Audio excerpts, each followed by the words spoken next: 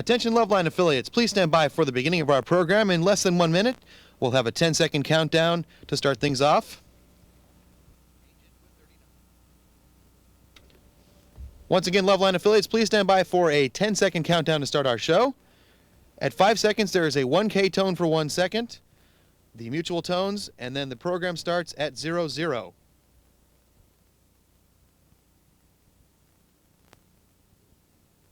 Once again, LoveLine affiliates, in 30 seconds our program will begin. We'll have a 10-second countdown that ends at 5. There's a 1K tone, the mutual tones, and then the beginning of our program.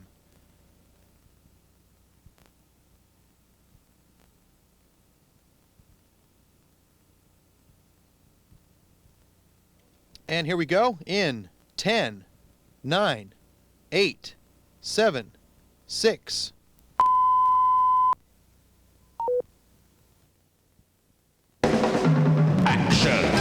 Well-known pimp, narcotics king, drama, big-time racketeer, LoveLine, back in full force. LoveLine is meant for an adult audience. LoveLine may contain action, intrigue, exotica, or even sexually oriented content. Come on, baby. Listener discretion advised. Come on. Now, here's LoveLine. In this corner, Adam Carolla, and in this corner, Dr. Drew. All right, the hell's that? Why do I sound so weird? There you go. Oh, that's better.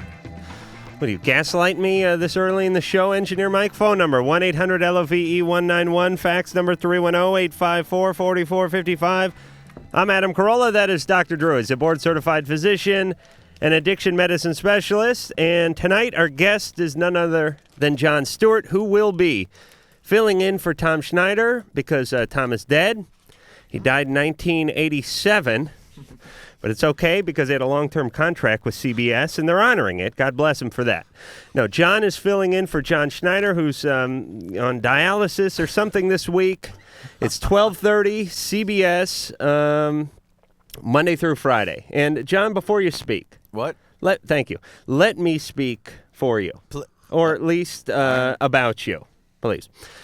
Jon is a comedian. You know him from his MTV show. You know him from his syndicated talk show that then went from MTV. You know him from... Don't forget the soap opera Santa Barbara. And Falcon Crest. And you know him from many stand-up appearances, such as a HBO special that ran, what was it, in Miami? Drew's drawing a blank. I can see it in his eyes. He's drawing a blank. He thinks I'm Sandler. Do you know him? I can see it in his eyes. That was Chris Farley. He thinks I'm a low-budget Seinfeld. He has no idea right now. I see it in his eyes. He just wants to talk about penises. He's the poor man's Carrot Top is really what he is. He's Carrot Top without the messy props. You create pain. Let me say something about Jon Stewart. And I know it's going to be tough for you to take this type of butt licking, but please, just sit still and listen. I saw Jon Stewart when I was in New York a couple of months back at Caroline's. He was spectacular. We had him in on the morning show, and then he graciously invited us out to come see him that night in the city, and we saw him, although... They were the only 4 people there. We didn't... kind of a sad night for me. You're not counting waiters, waitresses, and the people that work there, Jon. Be fair. That's a good Be point. fair. They could have called in sick. We then wanted to go say hi to him afterward, but there's a huge line going into his dressing room. Mostly women and some... All head. That's right. It takes me like 2.5 hours to get out of there.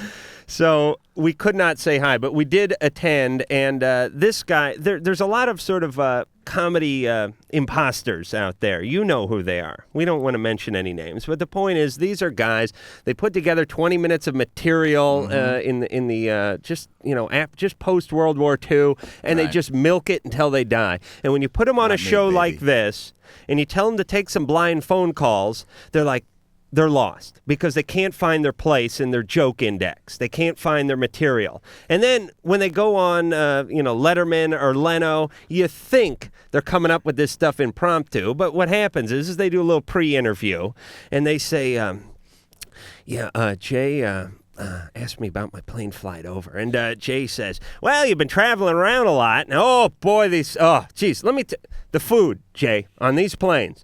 And then they go into their food plane routine. Jon Stewart, and I don't mean to pressure you in case you stink up the room tonight. I have no material. I think this guy's truly funny. He's actually, not only does he write material and deliver it on stage, but he can just sit around and be funny in an impromptu nature. Maybe only second to me. Especially when I'm high. And we should have time for maybe one more call tonight. All right. Let me also say something before we get started. I came in the show, Adam, for you, not because of the wit, not because of the advice you give, but because of the love. And Dr. Drew, I don't believe you're a doctor, because no doctor I've ever met uses the word penis as much as you do. I listen to the show. I don't know what board certified you, if it was the penal board of some sort of state, but unfortunately, I would use it not at all. It's unfortunately our callers that want to use it all. Man, do they? All right. So Jon Stewart, Dr. Drew, me, you, we ready to get going? Larry Flint later on this week. Steve Guttenberg is thawing, and he will be in here, and also the band Cake. Did you ever see the movie The People versus Steve Guttenberg? No. Yeah, it was a lawsuit filed right after Police Academy 4. They wanted their money back? Yeah. Okay. Please, let's not attack upcoming guests. I'll be very curious to talk to young Steve. I would too. Middle-aged Steve. All right, Drew, ready to fire it up? Beth, 16. Hello? Hey, you're on LoveLine with Jon Stewart. Go to bed. Okay. I have 2 questions. Sagittarius. Okay.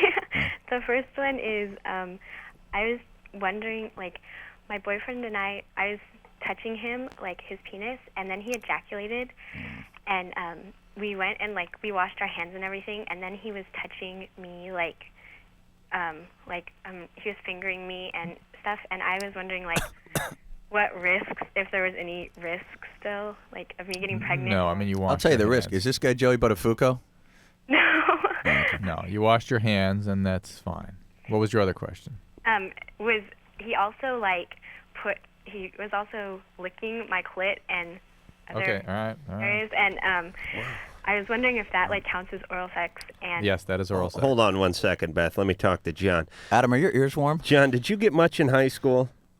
Sexually? No, not that I recall. I remember going, I think, to a Streisand movie once. That was as much as you got sexually in high school. That was about as far as I got. How about yourself? Yeah, I did no, actually. My friend once got, I don't know what got breast.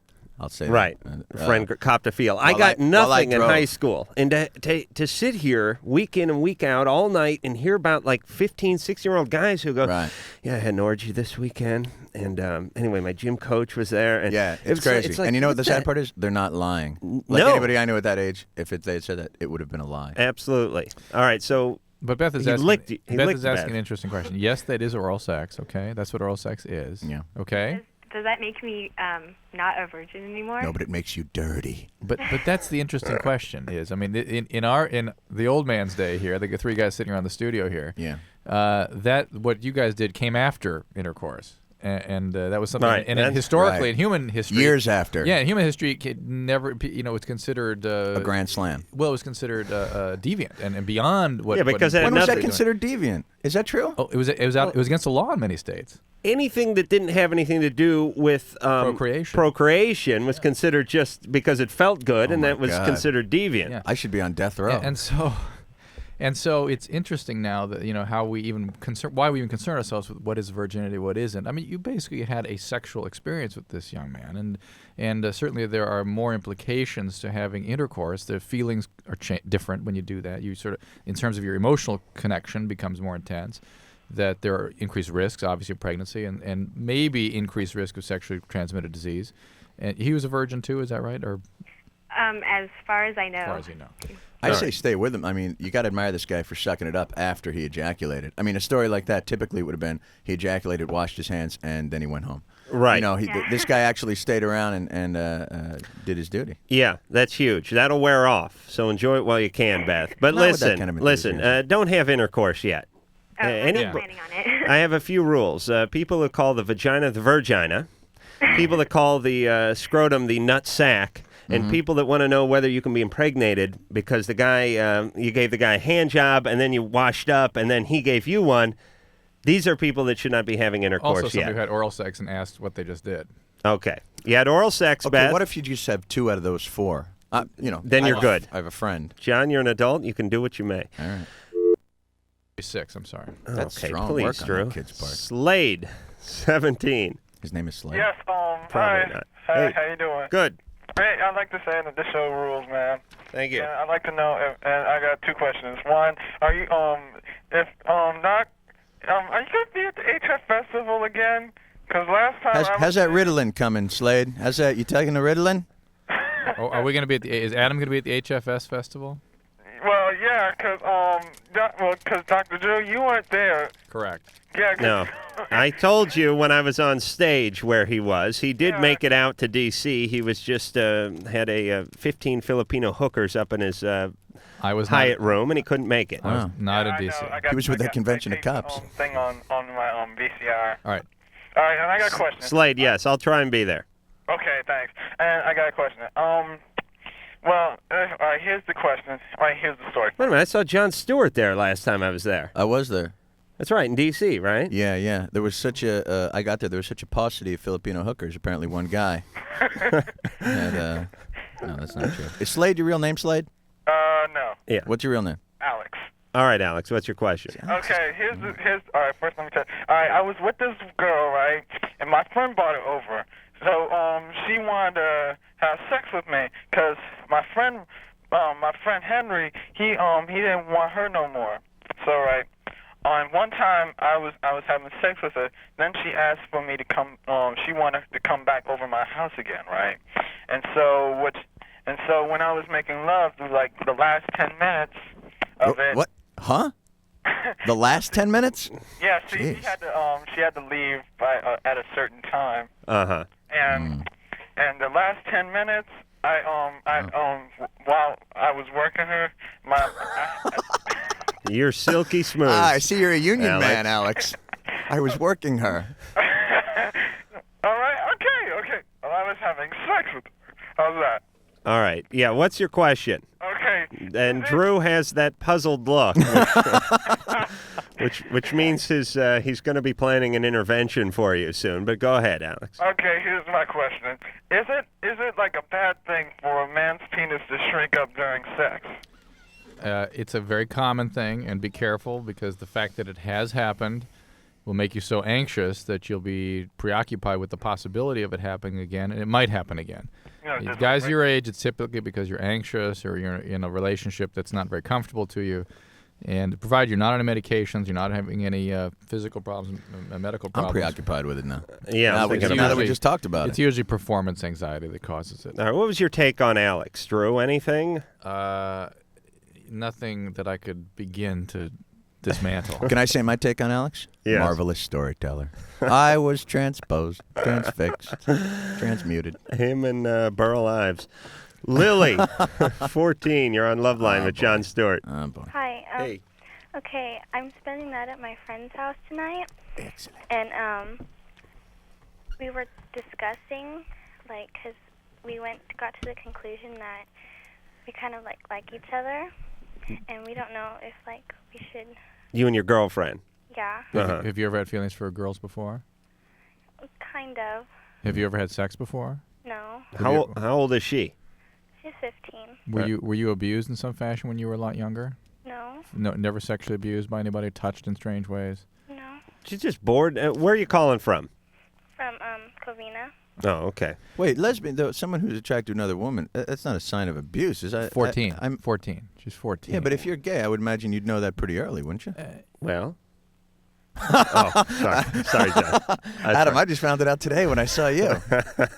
No. A 14-year-old who is thinking seriously about acting out in a same-sex manner usually is confused about their sexual identity. Usually, most homosexuals have difficulty struggling with acknowledging that's what they are. But as you know, Drew, whenever we have homosexuals in the LoveLine studio and we ask them, when did you know you were gay? They go, I was a zygote when I heterosexual when I knew. 4. But right. It's very unusual for them to decide to act on it at 13, 14. Oh, really? Yeah. All right. In fact, any 14-year-old, I don't care if it's same sex or heterosexual, right. I'm going to ask that same question because that is premature to be acting out sexually. So, Lily, what were you planning on doing? Good like, question. kind of like going all the way.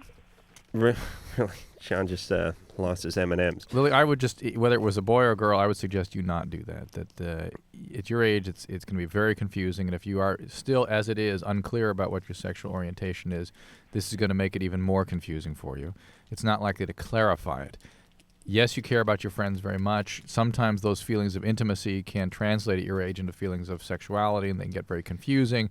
You may ultimately be lesbian. That's fine. You may ultimately be heterosexual. That's fine. But don't act when you're confused. What if they just play around a little bit, like make out and stuff? Joe, you say that not so much? I say that not so much then. Yeah, stay away from that as well. No. That's not so bad. I'm not saying. The problem is that usually goes to other things. Right. All right, Lily. Can't you do what I did when I was your age, which is stay up late calling cute guys and then hanging up? That's what you used to do when you were her age? Yes. Oh, did I say that? Yeah, Yeah, I think you did. Maybe I meant chicks, but No, I'm a little confused now. The point is this: everyone is getting some these days. I mean, it's You're like a very bitter man. Night after night, you think every I night really they do. call in and I tell you that. curse my own upbringing because of this. I got nothing in high school, and everyone's out having threesomes and lesbian experiences. It's crazy. and It's the internet. It's You a can different download these day. things. Holly, Hi. hey, I have a question for Jon. Well, I have a comment for Jon Stewart. She's older. Holly, you're older, aren't you? Yes. she's Oh, 30. phew, thank God. Yeah, John. Yes, Holly. Yeah, I want to thank you for the great job you did on Later. Oh, I'm a big fan of the show. my pleasure, Holly. I And enjoyed it very much. I really miss Greg a lot. Wish we'd come back on the air. I'm sure he will. But I don't know. Anyway, I just want to say that you did a super job. All right. Thank you, As soon as Holly. he's done shooting those LeBaron commercials for Chrysler, he should be right back on the you air. got the wrong guy. Greg Kinnear, right? Yeah. Can you guys get him on the air there possibly at all? Can you guys maybe get him? It'd be great if you can get him on. Let me tell you something. So I guess we're not enough. I guess, maybe me, Adam, and Drew, not really enough for Holly. Holly needs more. Producer Ann could get anybody. Okay. And she could get Bella Lugosi if she had to. Oh, great. Sherry Lewis is on, and Lamb Chop the following week. It'd be great if okay. All sock puppets all week. All right, listen. Jon Stewart is twice the comedian Greg Kinnear is. Oh, no way. Oh, Holly, Yes, we're going head to head. please. Holly, don't you have like a story for us, like some sort of thing you did, deviant, that kind of thing? No, not really. All right, let me scratch beneath the surface just a little bit here. You Right. married, Holly? No. No. How old are you, Holly? 30. 30s. Uh-huh. 30. 30s. Uh-huh. 30s. Have any kids? No. So you're a spinstress. Yes. Okay. You like men? Yes. Do you work in a library? No. Do they like you? Yes. They do. Okay, you date? You have a boyfriend? Not really. No. Okay. How you looking? Okay. Okay. You happy? Yeah. Do you know any spells or potions? No. Okay, you're not into the Wicca. That's No. Because that would mean you'd be grotesquely overweight You and don't have drink the funny blood. hair. Do you drink What? the blood? No, I don't drink blood. All right. How many men have you had in your life, Holly? Too many. Oh, really? Wow. All right. Little vagina break? What? Yeah. Okay, good. All right. Oh, you guys also love LoveLine too. You guys do a great job. Keep up the good work. Thank you, Holly. Okay. All right. Bye-bye. All right, she was redeemed. A little later on in Not that redeemed. She didn't tell you guys there was a better show somewhere. Yeah, well, this long she likes our show. A little later on in the evening, I will be reading the HAT test, the heterosexual aptitude test. I did the GAT test, the gay aptitude test, I think sometime last week, and we'll be warming over comedy from months gone by doing the HAT test. The Jew aptitude test? We can get into that, too, All if right. you'd like to scribble out a few notes during I the got break, some stuff. perhaps. I'm going to write it in Sanskrit. Clive, 23, you're on LoveLine with Jon Stewart. What's up, Clive? Hi. Oh, sorry. I'd just like to say, first of all, that Adam, you're a comic genius. I would hope on any night to be as funny as you are every night. Thank you, Clive. And Dr. Drew, I admire a great deal. And actually, my question's probably for him. Yeah. You talk all the time on the show about infantile sexual experiences and how they shape personality, Right. and how before someone is, say, 18, they're not really prepared physiologically for 16, yeah. Orgasmic experience. Well, No, was I no. prepared? But go ahead. What I'm saying is that before 16, typically sexual intercourse can be overwhelming. The emotional experience can have a lot of impact on somebody. Well, I just wonder what you'd make of my experience. This isn't a recollected memory or anything like that. I've always known this. I don't know why it's concerned me recently, but I have memories of masturbating at age 4, and I know it was that age because just before I turned 5, we moved, and I remember where I was. What do you mean by masturbating? What do you usually I mean, do? like every day I would well, you know, when I would sleep a lot, and I would sleep in odd places around the house, and I remember sort of rubbing up a lot, and even actually having orgasms, no ejaculate, of course, but I mean, I remember actually trying to. Clive, what do you massaturbate to like Highlights magazine at that age, or what do you use for your stimulation? Just a lot of romper room episodes? That I don't really remember. I don't think I was actually using visual images at that age. I don't know. You know who had the same experience was Andy Dick. Shared with us that he really. He was at 4.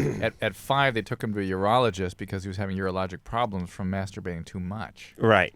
He told us that in all confidence off the air last time he was in here. Well, I'm glad we're still talking about it. Hey, Drew, you want to gamble on this call? I don't think he would be putting it in a different context. He doesn't have any memory of anything like that happening. That's always the concern, Clive, is that premature sexualization is associated with having been sexualized in some way. But everyone diddles themselves throughout. That's true. It's normal at that age for that to be happening. There comes a point right after potty training, which is don't diddle yourself in public training, when a parent has to say to their young child, hey, get your goddamn hand out of your pants for 5 minutes. Can I ask you a question then? Why do you take a break?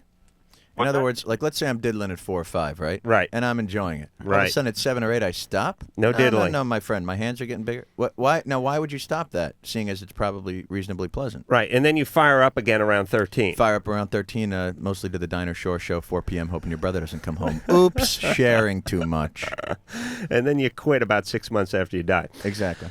I don't know. Well, then the hormones then kick in around 13 and you start up again. So when you're young, you're like when someone is retarded or something and they don't know not to do things that are socially inappropriate. Right, like they'll hug girls. Right, and then they get taught. Yeah. They get taught and they cuddle and stuff. There are also sort of stages in development, and there's preoccupation with certain areas of the body in terms of where an individual receives their pleasure from. Right. And you sort of move from area to area, and finally it becomes a more mature kind of integrated thing. I split it up now as an adult between the TV, the fridge, and my genitalia. Yeah. That is my devil's triangle of pleasure. When I discover the fridge, I'll be able to split it up like that. Right now I'm 50-50. TV, genitalia. That's where I'm at. Clive? Yeah. All right, so what's your problem? Do you have any? No, I was just wondering if he would think it was. Well, I wanted to know first of all if it was usual, and if he would make anything. It's certainly not usually go to orgasm. It, obviously, in with the deluge of callers that we get here that have been through premature sexual encounters, it worries me that something happened. Maybe you saw your parents having sex, or something. You were sexualized in some way.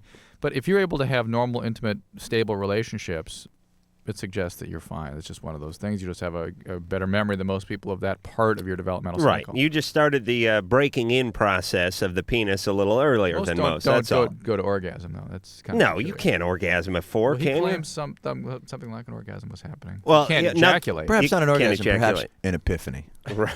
Perhaps he just discovered. Had an idea the clouds for a brilliant. parted, the light came down. And he composed something, perhaps. Drew, why don't you sell the hell out of the next We've got call? some poor sap here who shares good names, by the way. Traits with Adam. Oh. Call me. Don't be afraid, you can call me. Maybe it's late, Call me Love Doctor. Tell me and I'll be around. Touch your radio. Oh, yeah. LoveLine, we'll be right back. Wash your hands.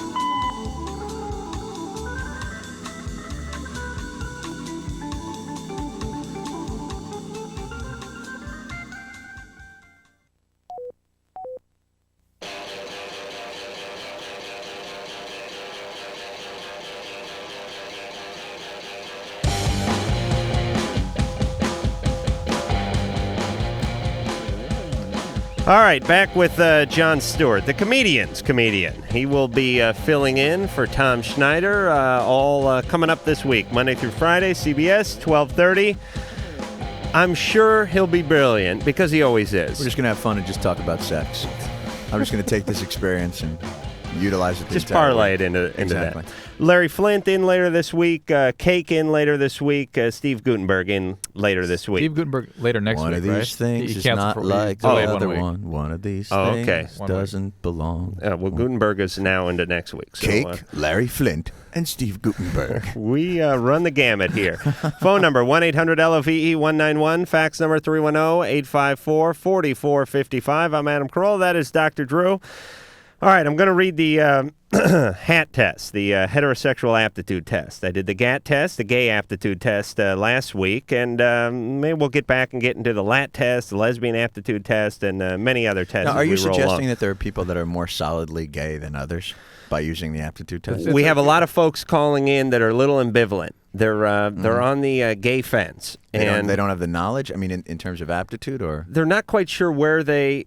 Well, they're not sure where they are, and this helps through a definitive test. That's you give yourself points, you tally them up, and you can tell where you stand. Are they direct questions like, "Do you enjoy genitalia similar to yours?" Some of them are. You may want to go along with this one. The heterosexual one? Yeah, you may want to take. I'll take it. Do you have a pen? Yeah, I have a pen right here. All right. Here's a pen. I don't know what this is, I need but that afterwards. oh, you do? Now, All right, if I draw just a picture of a naked woman, does that mean I get 100? With a little arrow? This is the male. My thing goes heterosexual. here. Right. This is the male heterosexual aptitude test. Right. Right. All right. Here we go. Is this multiple choice or essay? Just listen. Okay. Laugh and learn. Give yourself a point for every time you've urinated in the tub. Oh my God.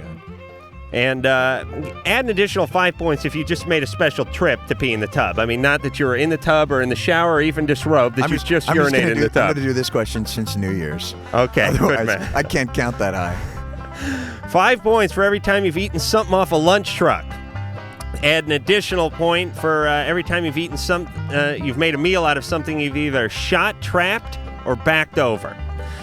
If you've named your penis, add 5 points. Now, here's a twist. If you've named your buddy's penis, deduct 25 points. Oh, boy. You see how this works? I've got a lot of friends. Add a point for every time you've barbecued. Add an additional point for every time you've slopped beer on whatever you're barbecuing. You know you're a man when you're spilling the old Milwaukee on the cue.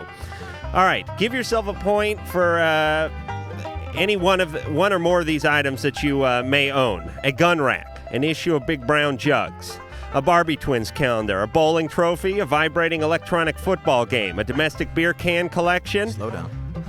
All right, you caught up? Yeah. A still, a hypoid saw, a roto hammer. Is this a heterosexual test for the 30s or for now? What year is this? Let me tell you, if you own a still, I don't care what day and age we're in, you're all a man. All right, Capone. A jack, a jack, sledge, or waffle end framing hammer.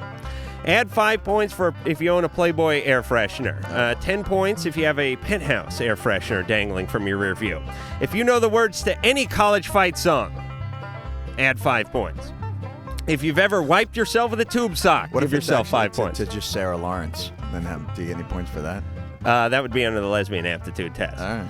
All right, musically, 1 point for every CD that you have of the following bands, and 5 points if it's an 8-track. Ted Nugent, Leonard Skinner, Black Sabbath, Gwar, Molly Hatchet, Foghat. Wow. Megadeth. Did you go to my high school?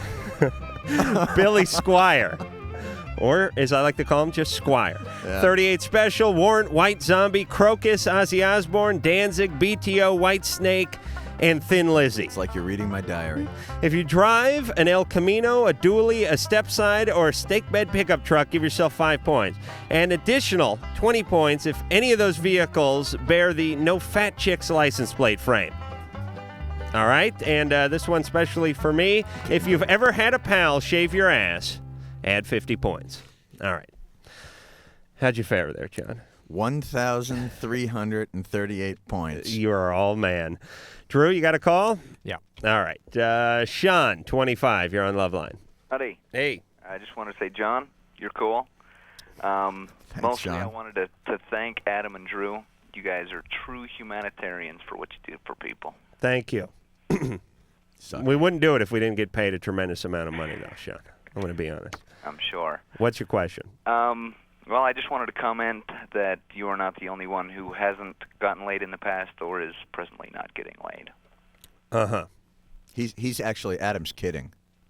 Yes, I'm kidding. You're deadly, deadly serious. Yeah. Well, I didn't get it much through high school, but right. Then I kind of blossomed, and I'm kind of going through the dry spell. How old are you now? 25. How long was this dry spell?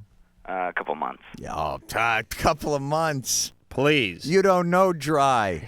It's like telling a Bedouin you live in a sandbox, my friend. Sean?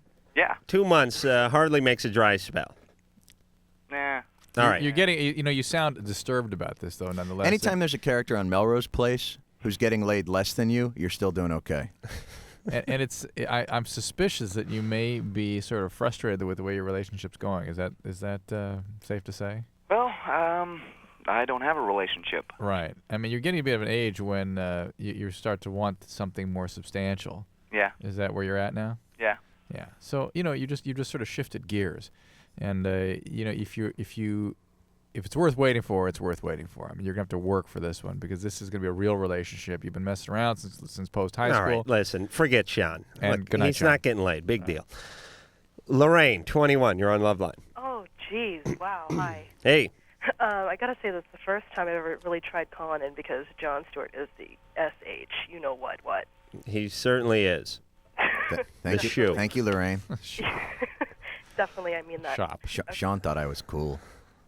What's your question, Lorraine? I got two. The first one is I'm not currently on any kind of birth control, but the pill is supposed to be the most effective one there is out there, from what I understand. Yes, that is correct. Okay. My boyfriend's been telling me, and I asked him about this before too, because he seems to know that the Norplant method. He told me that the Norplant has the same stuff in it that the pill does. Basically, it does. So why do I think that I've been hearing that the Norplant method has been having less of a success rate? I don't know where you've heard that. There's problems with it. I mean, people don't like. Well, talk on the street, Drew. Yeah. I don't know where a lot you're of the hearing street that. corner people talking Norplant. Hey, Lorraine, can I ask you a different question? Does it bother you that your boyfriend is a contraception expert? Does it bother me? Well, yeah. I mean, you come home with a boyfriend and he seems to have it all worked out contraception-wise. I don't know. That would kind of bug me. It's like when, you go out with a girl and she's got like a filing cabinet filled with condoms, It's just. Yeah, I see what you mean, but it doesn't. I don't look at it that way. These days, this is also different since you were in high school. It's considered healthy. Oh, my God. Oh, it is? Oh, all right. Yes. Both those situations are considered healthy. Yeah. Okay, well, I was just wondering about that. Maybe I have been hearing false things about Do you want to get the Norplant? God, no. Okay, they go on the birth control pill. Well, That's yeah, I'm fine. going Is that healthy, the birth control pill? For this age, 18 to 30, it probably is healthier to be on the pill than not if you're going to be sexually active. Should I get on it? No. That certainly the risks of pregnancy are far greater than the risk of taking the pill. What Far about? greater. Did you read about that company that they reversed the sugar pills and the birth control pills in the package by accident? Do you know what I'm talking about? By Yes. accident. Yeah. So women were Right. taking like Sugar pills when they thought they were taking Right, hormone because pills. a packet will have 30 or 31 pills or something like that, or Right. 28 pills Now, or that's whatever a the screw month up. is. I mean, that's That's not a big like screw putting up. the cotton in the aspirin bottle. I mean, that's a screw up. That's a big screw up. Yeah. I've not heard of that one. But I just wanted to reiterate. Well, I didn't reiterate before, but iterate it. But I did want to say that him knowing about it, it's kind of helpful. I've never looked at it as kind of being a cumbersome thing. All right. Go on the that is pill. probably Pills good. is a very safe means of contraception. The risks of the pill are far less than the risk of pregnancy. That women your age on the pill have lower risk for things like pelvic inflammatory disease. When they get pelvic inflammatory disease, they have shorter hospitalizations. There's lots of reasons to be on it. If you're a non-smoker, you're under 30, I think that's the way to What's go. your second question? That's the downer because I am, and Right. I'm also worried about the weight gain thing. Right. If you have migraines, if you have other reasons to not be on the pill, think about it long and hard. There are lots of different dosings of the pills, so you should be You able can to control avoid it, right? Different some kinds. of these side Right. effects. They got the low overall and the. Right. Is there high overall? There's overall. Oh, okay. You know what I always found to be a very effective contraception? Ass acne. Yes, that takes the wind out of the sexual cell. Yeah, in many ways, yeah. Lorraine, Sometimes I just draw it on. what's your second question? Second question. This is Sort of a more howdy important. doody like pattern. Yeah. What is it? What? This has been bothering me actually for a couple of years now because I've been dating him for about that long, and I wasn't a virgin when I met him, but I definitely was inexperienced when I met him, and I was getting the feeling, and it wasn't a feeling, it was true that I wasn't having orgasms as much as we'd like for me to have because I wasn't masturbating, and all throughout my childhood I never touched myself, really at all, and he was definitely the most first sexual relationship I've ever had. Intensely sexual. And once in a while he'll ask me if I've done it, when he wasn't around, and if I've, came. And I'd have to say no, I haven't. And the truth is, I just don't think about it. But I love having sex with him, and I do love having sex and everything that comes with it. All right. Well, That's it. No problem. We're moving on. You getting rid of her? I was getting hot. If it ain't broke, don't fix it. She likes having sex. He makes her hot. She enjoys sex. Good enough. You want to masturbate? Get into it. What else can we say? Or don't. Julie, 16. You're on LoveLine. Hi. All right. About a week ago, me and my boyfriend were having sex. Ay, ay, ay. And in the middle of it, he screamed out my best friend's name. Uh-huh.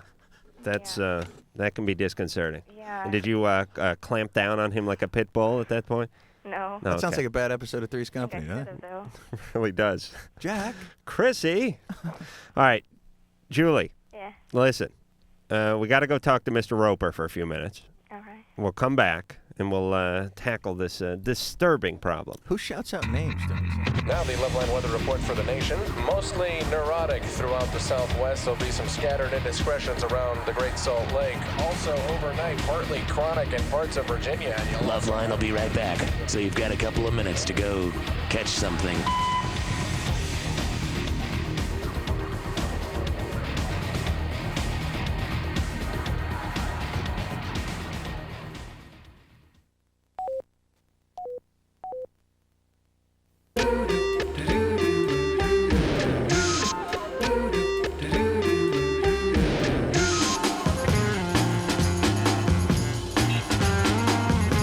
All right. LoveLine, 1-800-LOVE-191. Fax number 310-854-4455. Sitting here with Jon Stewart and Dr. Drew and myself, Adam Carolla. When we left off, we were speaking to Julie. Julie's 16. Julie's boyfriend shouted out the name of her friend. Is that true? Yes. All right. I had to punch her up before I ask her questions. Her best friend. Julie. Yeah. What is the name of your best friend? Monica. Okay. And he screamed it out in the at the peak, at the climax? Well, a little before that. Why don't you guys share what you were talking about off the air a little bit? John was blaming the blacks for all the problems in today's society, and I said it was the Jews, and then we almost got in a fist fight because I found out he was Jewish. What were we talking about, Drew?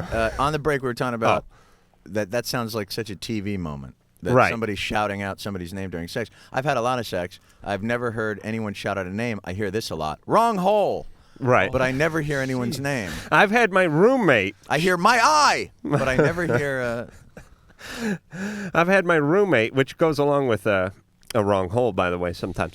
I've had my roommate shout out my name and pound on the wall and yell, quit masturbating so loudly. Right. But honestly, have you ever heard of anyone No. shouting out a name? I Nope. would find that disconcerting, even if it was my name. Right. You'd stop. You'd stop and go, what? What?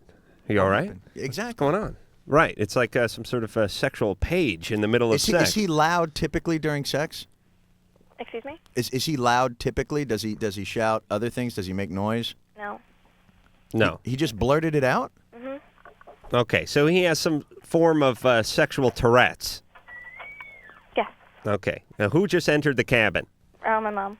Okay. Your mom? Yeah. So do we have to change? And anyway, when you're growing rhododendrons, what you need to do is take the soil and till it. So, did you Welcome. question him about this, Julie? No, I don't know how to. No. Okay. Would you like me to question him about it? No. I think you would. No, I wouldn't. Let's get it over with. No. Please. I prefer if you wouldn't. Okay. Can I question him? Can we question Monica about this? Perhaps that there's something about that we should know about. All right. So nobody. Yeah, you guys followed through on that experience in spite of you being disturbed like that? No. What happened? Well, nothing really. You mean you stopped in the middle of it? You threw him off? No, but I didn't tell him what was wrong. How did he react? Did he do a whoops? He didn't really. Which is one of the few things I will yell out during sex. Whoops. Yes. Yeah, I'll yell that. Whoops and sorry are my as audible as I get. He didn't, and it's usually in that order. Whoops, sorry. I just usually yell out, cash on table. Don't call cop. Stay away from the Coke on your way out. So, Julie, oh my God, my mom just walked in. Now what do I do? Oh! Julie, he didn't seem apologetic or anything? No, he acted like nothing was wrong. All right, That's so he was great. playing it cool. All right, I think I should confront him. if you won't let me confront him, then I think you need to confront him. Because obviously he's going to deny it no matter what. He's already minimizing it, and you're probably going to require somebody else to push him a little bit to see if other people agree that he's not covering something up. Can I ask you, does he flirt with your friend Monica? Does he talk about her ever out of the sack? Nope. How long have you been going out with your Never boyfriend? brings her up. Nope. How long have you been going out with your boyfriend? About 2 months. Okay, and you've never seen Monica and your boyfriend exchanging glances or anything like that? Never. No weird feelings. Okay, well, listen. Here's the situation, and Drew, you say you're a doctor, so you'll know what I'm talking about. I had sometimes when you're under duress, even if it's sexual duress, you'll shout out bizarre things, like when people come out of a coma, they say bizarre. It's not like the movies. I had a friend. We went to Tijuana. He passed out on the border, just in a blacked out, and we knew it because we kicked him in the nuts a few times while he was lying there, which is what good buddies do to find out if their friends are actually passed out or faking it. He was passed out. We stuffed him in the back of a Celica, and we're driving into San Diego. And when he woke up from this, was about a 45-minute blackout. Yes, it had Shelley Long in it. When he woke up, he yelled something from a commercial, Uncle Ben's converted rice commercial that had been running during the time. This is the early 80s. He yelled, "Captain, we can't feed them boys sticky rice." Okay, He did not. That's the first thing out of the guy's mouth. All right, why he yelled, "Captain, we can't feed them boys sticky rice"? I don't know. I don't know if he knows. It was lodged somewhere in his brain, and it just came crawling out right at that time. So what you're saying is it might be a different Monica. It might be from a commercial. It could be. Was there an Uncle Ben's commercial that involved someone named Monica? Could have been Monocle. Monocle. He was yelling out for Colonel Klink. Hogan. I yell that a lot during sex. Schultz. Nick. Yeah? Nick, you're 12. Yeah. All right. Nick? Yeah. All right, I got this problem. Yes. Right. Yeah. There's this girl I like, and she knows that I like her. She knows you like her? Yeah, she knows that I like her. All right. But I don't know if I should ask her out or not. I went to her house for the past few days and called her on the phone. You hung out at her house. Yeah, basically. What would asking her out entail? What would that mean to you? Like just saying, like, would you go out with me? Where would you go? No, I mean like as a couple, like. But how is 6 asking her days in out Puerto Vallarta different than hanging out at her house? What I'm trying to figure out. Well, it's just like being together and. It's like official. It's in the schools. If you ask somebody out, you're officially a couple, and that's your first step. You should do it. Nick. Yeah. What were you doing at her house? Let's were you, do it now were you for him. hanging out with with her brother or something like that? No, I was hanging out with her, me and my friend. You get along with her? You like her as a person? Yeah. She's cool? What's cool about her? I was just her. She's like everything. She's Really? cool. She's funny? Yeah. Cool. Mm-hmm. Does that retainer turn you on? Huh? Of course. Yeah.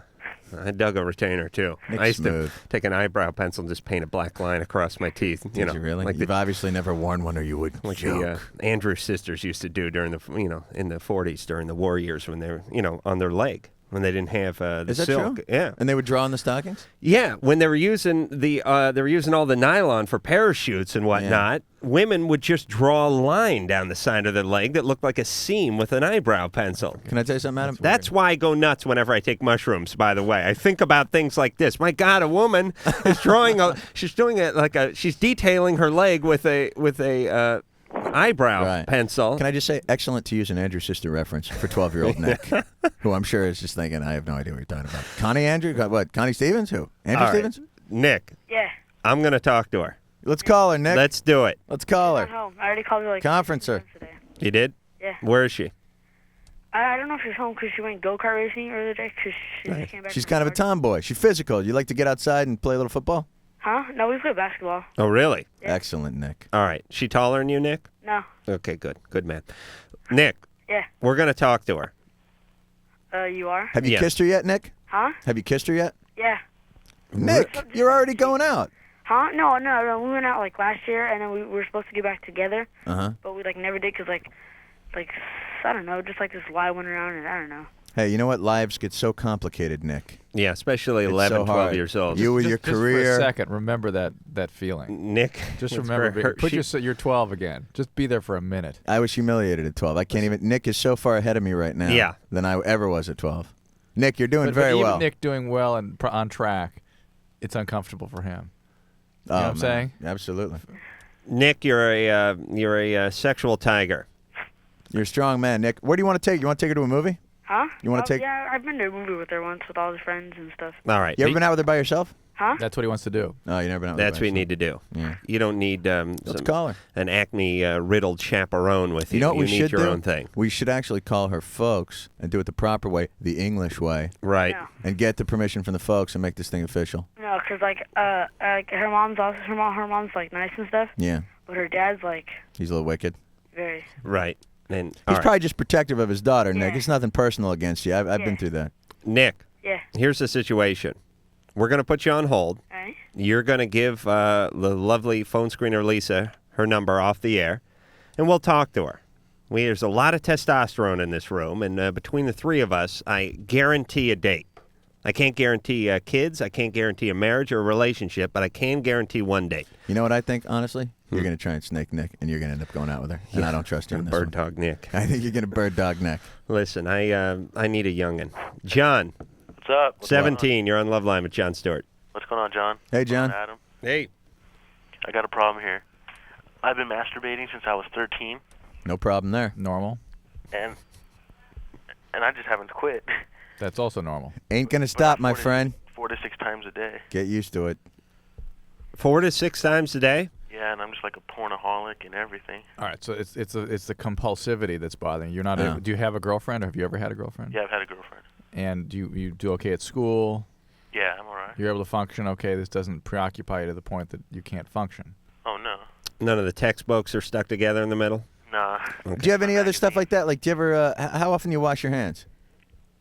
Like a couple times a day, I guess. Okay, here's my little ratio. Always wash your hands more times than you masturbate. Right. That's just a little rule of thumb that I like to knit on a pillow and keep on my couch. But not like 50 times more. No, not 50 times more. But I mean, if you're doing it 6 times a day and washing twice a day, we got a problem with the ratio there's here. some math. There's some math that needs to be done here. Something's not gelling. John. Yeah. All right, so you're obsessed with your own genitalia.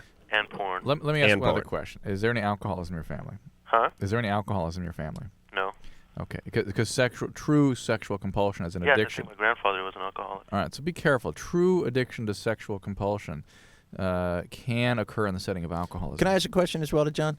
John, how do you feel about women? Like women your age, women you know. Do you respect them? Do you have a healthy respect for women? Or do you sort of just objectify them because you watch so much porn? I respect him. Yeah, so when you've dealt with women in the past in relationships, it's been relatively healthy? Yes. My my notion of not objectifying women, but of respecting women, is actually keeping the sound up while I'm watching the porn. You keep the sound up because they are acting. Right. That means you have a very healthy respect but for John, the female form. There's a couple of possibilities here, and you're going to have to stay alert to what's going on. It may be this is just your sexuality. Some people have a lot more than others. All right. It may be a hang on. It may be a compulsion, and those compulsions, if they are truly an addiction, tend to be associated with problems dealing with aggressive feelings. And things like Sexaholics Anonymous can be available for you. All right, so he's going about 30, 35 times a week. Can you cut down to maybe 20, 25 times a week? Right. I've tried, but Go slow. Hey, do women frustrate you? Like, do you get frustrated around women? No, not at all. Oh, okay. So it's And then the other thing is, if you're able to carry on, as John said, normal intimate relationships, it may just be you. Just tune into what's going on the next few years. You may need to actually get some help for this. All right, we need at the very to, least a new VCR. I mean, this guy's going to burn through these 4 heads. I mean, it's crazy. I need to come up in the LoveLine lab with some sort of patch. You know, they have the Nicoderm, and they have patch, sure. some sort of like Wackoderm or something a man, even if it was just a placebo effect, but something that was there. Adam, it could just be masking tape over his wiener. All right, we'll just put the patch over the end of the penis. That's right. That's yeah, where you so just it's put not it. what's in the patch, Clamp it's where it you in put the patch. All right. Who needs porn at 17 to masturbate, though? That's what I don't understand. I mean, at 17, you masturbate in the SI Sports Illustrated swimsuit issue. Are you kidding? I would look at the shadow on the ceiling of me masturbating and masturbate no to that kidding. when I was The letter that age. W would send me off. Wait a minute, I just went. Okay. Don't ever say W in front of me. All right. Nick's friend, young female friend, said no and hung up when we called her, according to said no, she wouldn't Sherry go out or with him? Lisa. I don't know what she said no about. Oh, she but wouldn't go out with Drew, why don't you sell the hell out of the next one and we'll go to break. Brian is separated from his wife, having an affair with an employee. Healthy. Hi! LoveLine's gonna be right back. All right, play the beat. Play the damn beat. What's going on? Where the hell's the beat? Where the hell's the damn beat? We're sorry. We're sorry. We're sorry.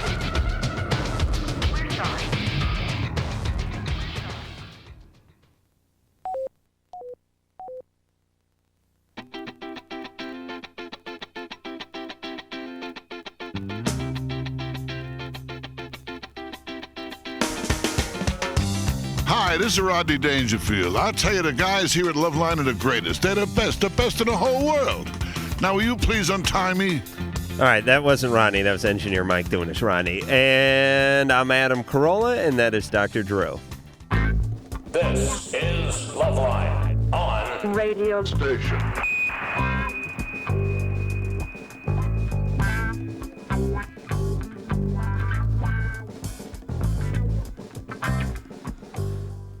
LoveLine is the name of the show. I'm Adam Carolla. That is Dr. Drew. Tonight, our guest is Jon Stewart. He is going to be filling in for Tom Schneider, who is getting a new kidney and perhaps a hip. And that is 12:30 on CBS. All this week, if you've not seen Jon work, this is a good forum for him because Jon is not like most comedians that are sort of married to their act. He's an impromptu performer as well as a guy who's accomplished at writing material, getting up there and delivering it. As I saw when I saw him at Caroline's, I guess, in the City, which is a club in New York a couple of months back. Spectacular comedian. I truly laugh my ass off, and I usually hate stand-ups. Anyway, he then did that same, or a lot of the same material, because he was honing it at that time. He turned it into an HBO special, which he did out of Miami. It didn't really translate, but I still laughed the first time I saw him do it. But the Spanish audience went crazy. Now, where'd you do that in Miami? Coconut Grove, in a theater down there that had just had like the pajama game with B. Arthur. So it was one of those things. And the crowd never left. And it seemed like it went real well. I saw it on HBO. Yeah, it was a great time.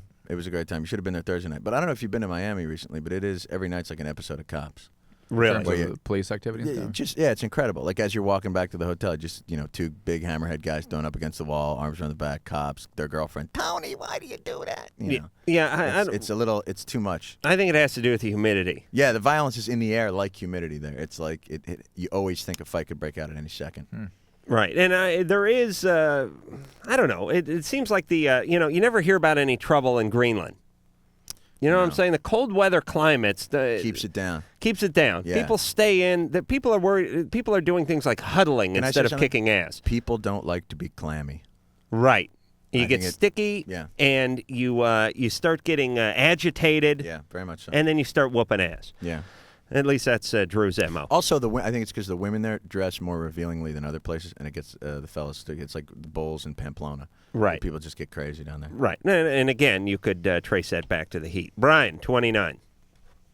Brian. Yes. You're on LoveLine. Hello. Hello.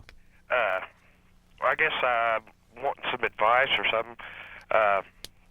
10 months ago, my wife and I had separated, and we're currently going through a divorce. Immediately after we separated, I started an affair with one employee who's married, and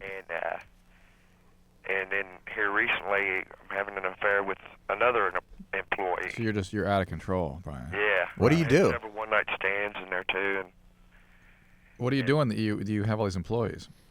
Pardon? What do you do for a living? I'm a retail manager. So these are people you manage, too. yeah.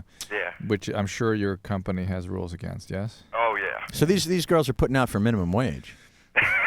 Brian, I don't know what you can do to undo what you've done, but obviously you've got to get control of yourself. I mean, you're probably reacting to some pain you're in to try to deal with. This is how you're dealing with your divorce. It's a very painful thing, I'm sure. And as opposed to dealing with the pain, you're sort of acting out.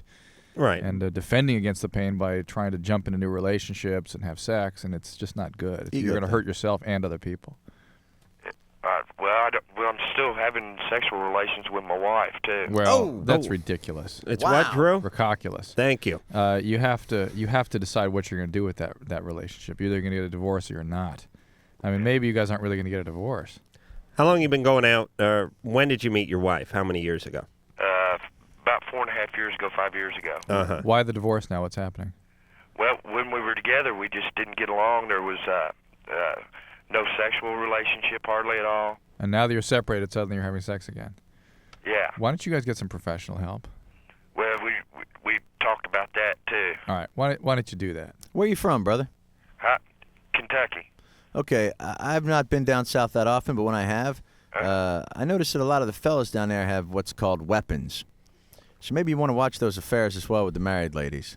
Well, yeah. Down there, they got a little thing called, what is it? What amendment is that allows people to carry firearms? It is the shoot your brother. It's a little bit of a vigilante state. Right. So I'd say be awful careful down there, my friend. Yeah. Get some professional help Any for you and place your where people wife. drive around with the gun rack right there in their car, where they actually need a rack I've to actually hold the seen gun. people with a gun rack with wheels attached to it driving that around. Just purely driving a gun rack.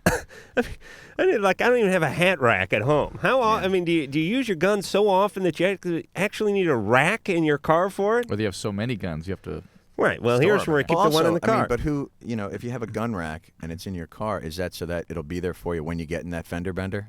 You know what I mean? Hey, you cut me off. Right. Pow. Hey, it's listen. Don't make me get into the NRA holes, but I really think that's that this is they're very evil, and it's the idea that everyone needs a gun in this country is an absolutely ridiculous I wonder, idea. though, if there are more shootings down in those areas. It'd be interesting to know if there's a that's correlation between carrying the weapons and using the weapons. All right, Drew? I suspect not, because you'd hear about it all the time if that were the case. Well, or if they did all the time, wouldn't make the news. All right. Hey, what was that? Shauna, 18, you're on LoveLine. Hi, my friends, because I recently started having sex with my boyfriend, and they said, well, that I had to start douching now, but I've always heard that douching was bad for you. Yeah, you So, don't. like, You what do not. should I do? You certainly do Were not. you guys have- walking on the beach when you had this conversation?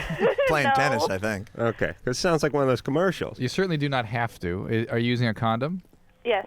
Okay. Solid. And that's fine. You know what I douching can actually wash away good bacteria and upset the environment in there in such a way as to cause yeast infections and other sorts of things. So, if you wanted to do it once in a while, a month or something, it's fine. But I would not make a regular habit of it. Let me tell you the win-win here, Shauna. Douche-flavored condoms. Huh? Douche-flavored condoms. They're new. They're from Nabisco. Made by Keebler Elves.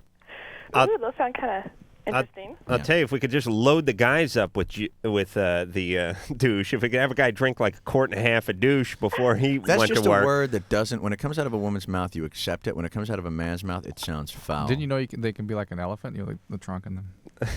All right. Drew's, what now, sixth joke of the new year? That one didn't work. And I also, I don't care. It do was you an recommend, attempt. like, anything else besides douching to, like, clean yourself, Dr. Drew? I'm not sure what you're asking. Compressed air? What are you asking? No. Like, Is there a problem? no. I'm just like, should I, like, do something special now? I don't know. No. Here's something that wouldn't work. This is all Dirty the- stick. Yeah, this Dirty is- stick would not work. This is all designed to be used the way you're using it, okay? Oh, okay. All right, Shauna? Yeah, thank you. God bless you for obsessing over the smell of yourself. Shauna, that's another great name, though. Shauna. That's a great name. I have a theory about names. All right. I don't have a strong opinion on them other than Tammy and Cammy. And Amber. And Amber. Yeah. You want your little girl to get into pornography? Name her Tammy, Cammy, or Amber. But Shauna's a sexy name. That's a good name. Shauna's she's devoted to one guy, but she's screwing the hell out of You him. know what else is a good name? Girls named Alex. That's a good name. Any girls with men's names are cute. It's kind of sexy. Like when they call like Sam. Yeah. Something Sam, like that. Alex. Bobby, once in a while. Rocco, not so cute. No. April. Hello. Oh, another good porn name. Yes, 16. I needed some advice. Good. Okay, I'm dating this guy right now, and I'm engaged to him. Whoa. Yeah, I'm 16, and I needed advice on whether I should stay with him. I've got other people that want to go out with me. My girlfriend kind of. Wait, how old is your boyfriend? I'm sorry. He's 17. I have a question. Are you Amish? No. Okay, then I'd break up. Break up. Yeah, I don't know how at 16 you can tell whether you're ready to be married or not. Well, it's kind of more like a promised thing, April, don't get into that. I don't know why he feels that he has to cling so tightly to you. He must be smothering to you. Well, yeah. I mean, I don't know. He's really in love with me, and I'm. Yeah, but how about you? Huh? How about you? I love him so much, but I'm not sure if I'm in love with him. Ow. I mean, Well, look, there's April. No, please. April, do you have an interest in other guys? When you see other guys, for instance, when you watch Baywatch, does David Chokachi make you happy? I have interest in other guys. Which is totally normal. Yeah, which is normal. It's not normal to get married at 16. I don't see how. I'm not thinking about it anytime soon. No, don't look. Keep the boundaries clear in your relationship. Keep him. He has got some issues here, and he has to cling to you. He can't feel safe unless he has some kind of lifelong promise. That's not appropriate. That's not age appropriate. It's not appropriate for your relationship. It's not appropriate for you where you are in your life. Yeah. So just make it clear to him that you care about him very much and you want to keep seeing him, but you're not ready to make a life commitment. Is he pushing this thing? Is he pushing it? I'm sorry? Is he pushing this thing? Well, see, I I think made it that way to where he did that. But now it's a little bit different. I was like so much, I wanted to be with him forever. Oh, so she kind of pushed a little bit. How did you make it that way? Well, I brought it up a lot. I was like, oh, I want to be with you forever, and all, all like that. Well. All right. So. All right. This is. I don't know if I'm kind of like every once in a while I'll be like wondering if there's somebody else out there that I'm meant So to you be you with. brought it to this point, and now you're scared. Yeah. All right. You made a mistake. Don't worry about it. Hey, Joni Loves Chachi got canceled. Scott Baio went on to a lot of other things. He'll be fine. Like diagnosis murder. And Charles in Charge, for God's sakes. Oh. Got to work with the great Willie Ames. That is a career goal of mine as well. 16. Who would get married at 16? Do kids really talk like that at 16? They say, Sometimes. I want to be with you forever. Oh, yeah. Well, the whole talks like that is 14-years. If they have sex with a guy, Really? that's the way they Oh, start sure, if they talking. have sex with him. But it's not so. It isn't so intuitively obvious. I mean, a 14-year-old shouldn't be talking like that at all. They shouldn't be guess having sex. But when they have sex, it's such a. The fantasy is that's the person I'm going to marry. But when you were in high school, John, there was always that couple that was totally inseparable all the way through high school. I used to drive them. I used to have to watch them make out in the back of my Gremlin. They'd walk around with their hands in each other's back pockets. They had shirts made up with each other's pictures on them. Those couples typically fought like maniacs. They were either fighting or having sex. Typically, Right. there was no middle ground. Right, and most of them did not go on and get married, or if they did, they broke up. Listen, Yes, I agree. Here's the situation.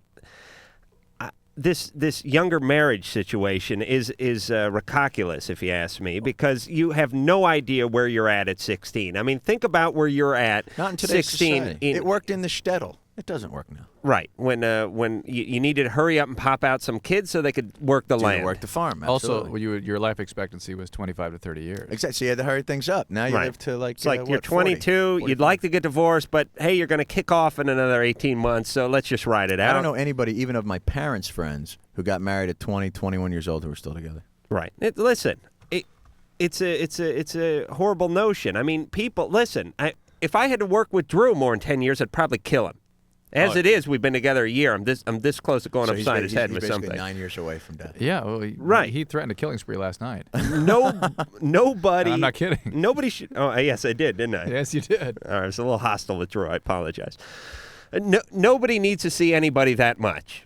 Not for 45 years. 20 years, fine. You get married when you're 30. One of you dies of 30, cancer by the time 35. you're 50. Right. Tiffany. Yes. 15. Tiffany's another good name. You're on LoveLine. Okay. A couple of weeks ago, I was sort of raped by my next door neighbor. Sort of raped. Yeah. What do you mean? Well, it only lasted about 30 seconds because by that time I told him, get off me, and I pushed him and everything. By that time? Yes. What happened before? Well, I mean, he was, doing it. Did he have a weapon, or was it a violent rape, or? It wasn't really that violent, but he's bigger than me, so he had more control. Has anything like this ever happened to you before? Yes. When? When I was about 5. Okay. I was raped by one of my Drew, you knew the answer to that before you asked it, didn't you? Yeah, because somebody knew that you were a good victim. Yeah. Well, I've known him forever. But the problem now is that he's my next door neighbor, and my dad's really good friends with him. My sister's good friends with his brother. How old is he? He's 15, almost 16. All right.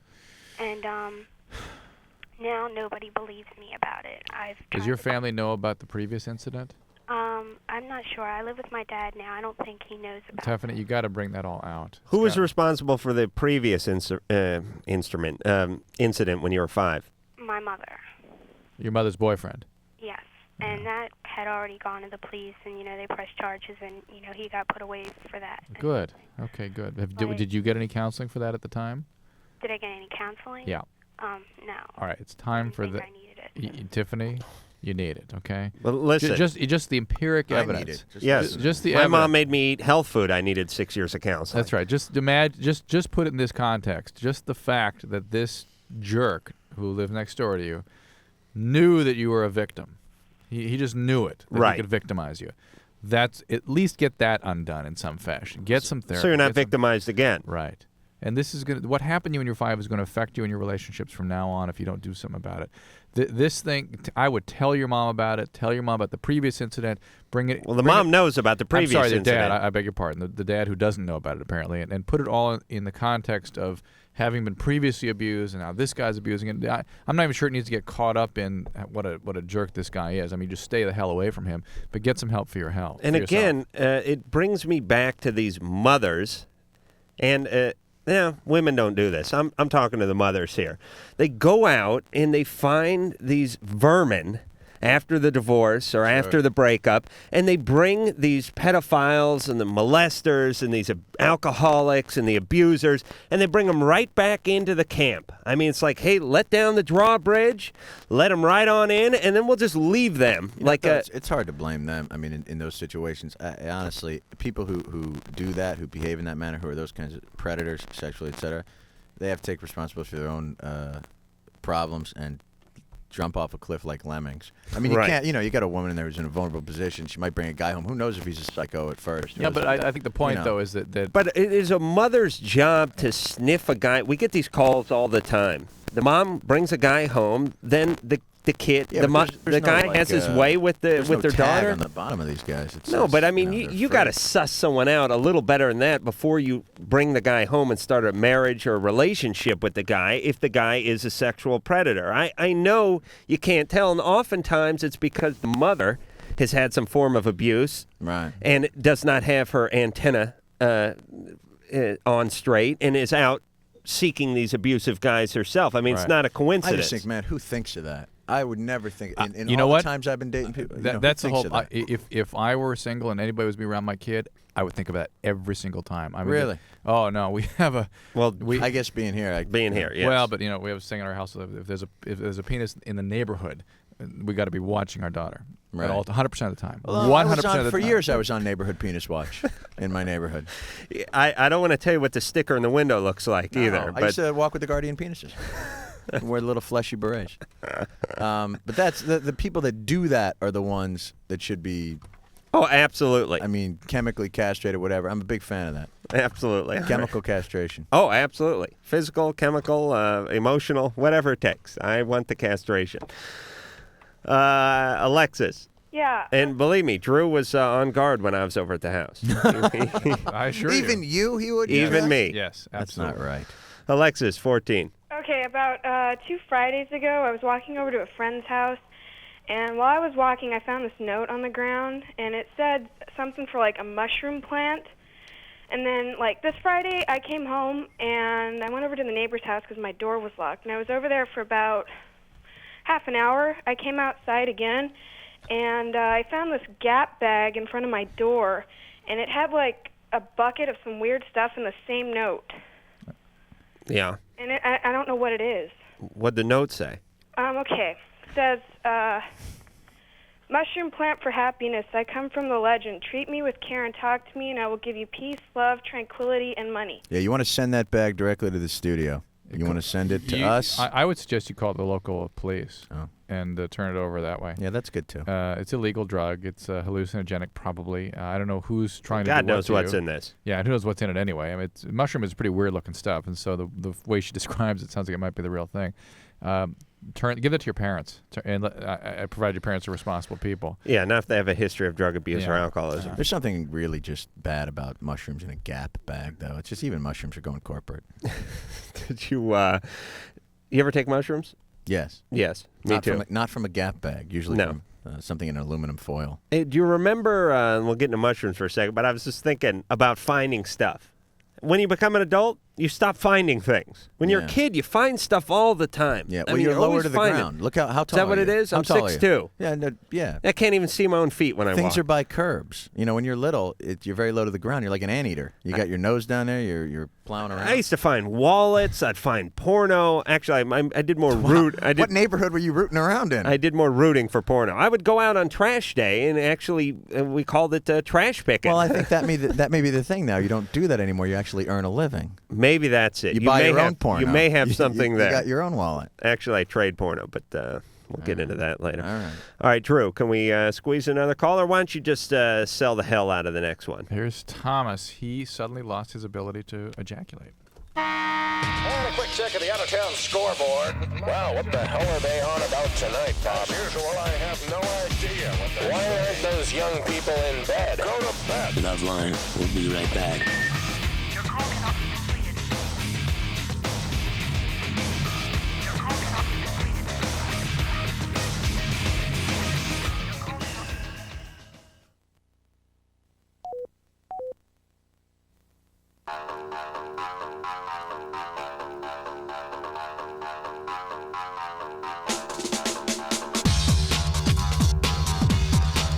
All right, Larry Flint and Kate coming up soon enough this week. Tonight, Jon Stewart, the comedian's comedian, who is sitting in for Tom Schneider all this week. That would be Monday through Friday on CBS at 12:30. And Dr. Drew sitting in for himself here on LoveLine. I'm Adam Carolla. Phone number 1-800-LOVE-191. Fax number 310-854-4455. Thomas, 22. You're on LoveLine. Hey, how you doing? Good. Good. This is for really for Dr. Drew. Basically, I've got a few problems. I don't know. I heard you guys talking about that chemical castration. Maybe that's what they're doing to me. Who? But, me? Who's doing that to you? I take medication for. I'm a recovering drug addict. What are you taking? I'm taking risperidol. Okay, well, that can make you not be able to ejaculate. Really? That's it. That's your Well, how answer. come my doctor won't tell me that? Almost any psychotropic medication, all the antidepressants. This is what you're on is an antipsychotic medication. Yeah, I'm risperidol. also diagnosed paranoid schizophrenic. Yeah, and these medicines can cause difficulty with sexual arousal, difficulty with erectile function, and difficulty achieving orgasm. So, if that's a troubling side effect, that's more troubling than your symptoms for which you're taking the medication, then you got to talk to your doctor about it. Okay? Is that like the pill where they can give them a different psychotropic thing, or they can?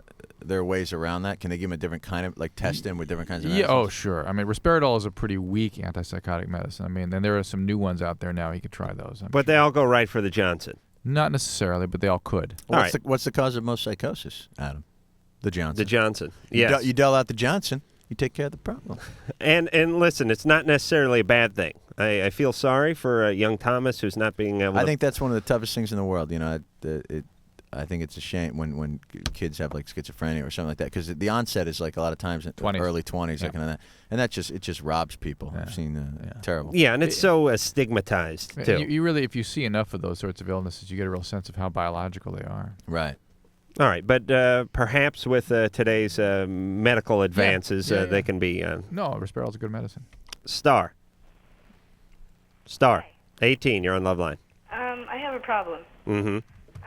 Okay, I have these two guy best friends, okay? They're my very, very best friends. Mm-hmm. And they told me, okay, one time they asked me if they wanted to do a threesome with me, you know? Mm-hmm. And I did do it.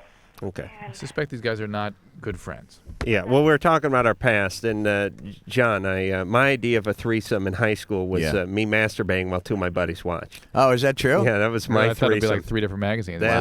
Mine was me masturbating on 2 pillows. 2 beanbags. Yeah. Yes, Star. Well, now that I've done it, it's been like a month, and... You did have the threesome. Yes, I did. Okay. And they haven't talked to you. Well, they call me all the time. Sure. Sure they do. And call me, and I can't pick up the phone and talk to them. I mean, what do I do? How are you feeling? What do you feel? I feel awkward. I can't just talk to somebody. What is the feeling other than awkwardness? Huh? Give me another feeling other than awkward. I don't know. Embarrassed, ashamed, something like that? Huh? Are you ashamed or embarrassed? Mostly probably ashamed. Yeah, that's what I would think. You want to gamble on this call, Drew?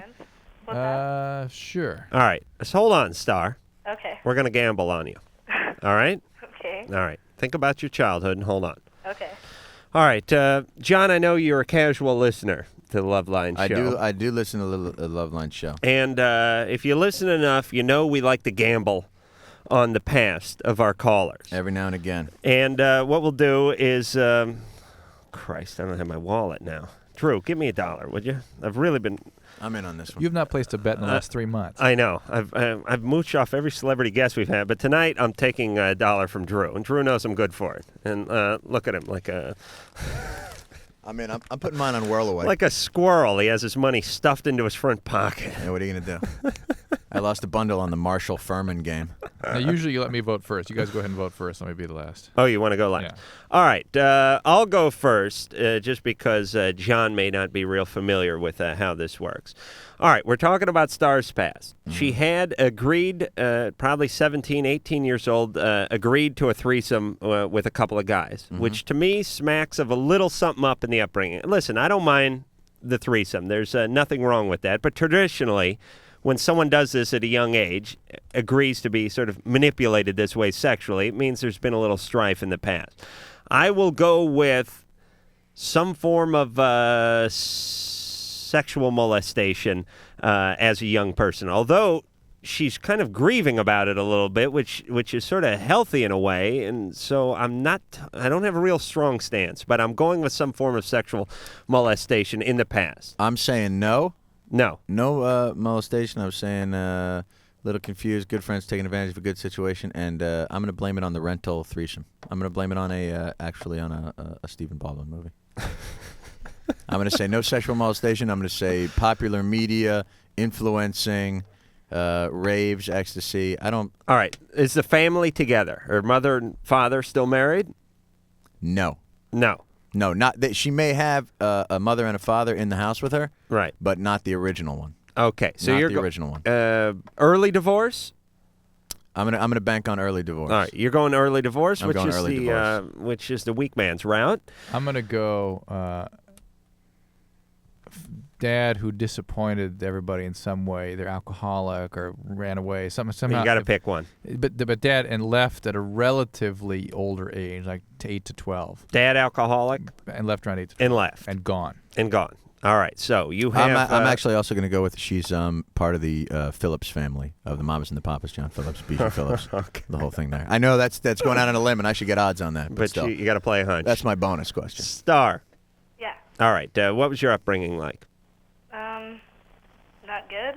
Okay. What happened? My parents had a divorce. How old were you? Huh? How old were you at the time? About 6. Okay, right on the cusp.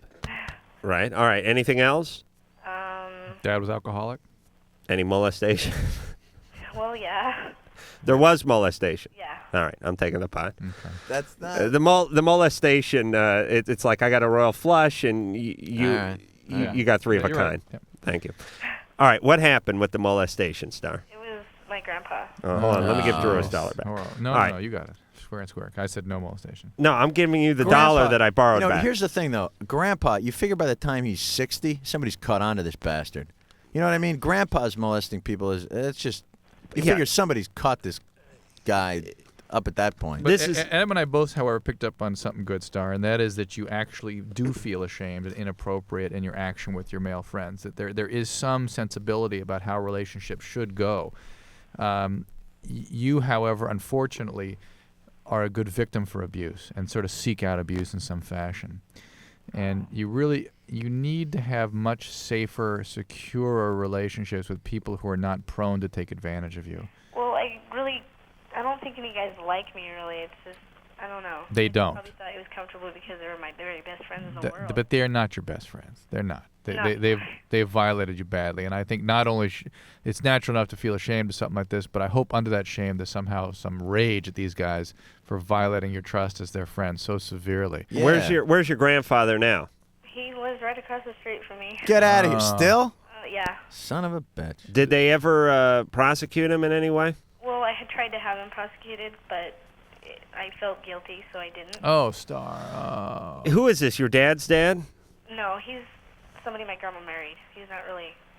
He's a step-grandson. All right. Again, bringing the vermin into the family unit.